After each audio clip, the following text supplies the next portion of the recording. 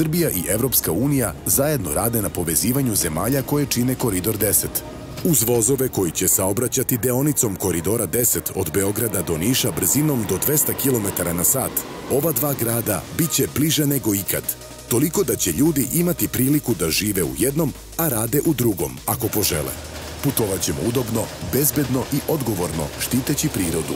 Koridor 10 u Srbiji povećava mogućnosti za zapošljavanje, trgovinu i ulaganja i pojačava konkurentnost zemlje na regionalnom i evropskom tržištu kroz putnički i teretni saobraćaj.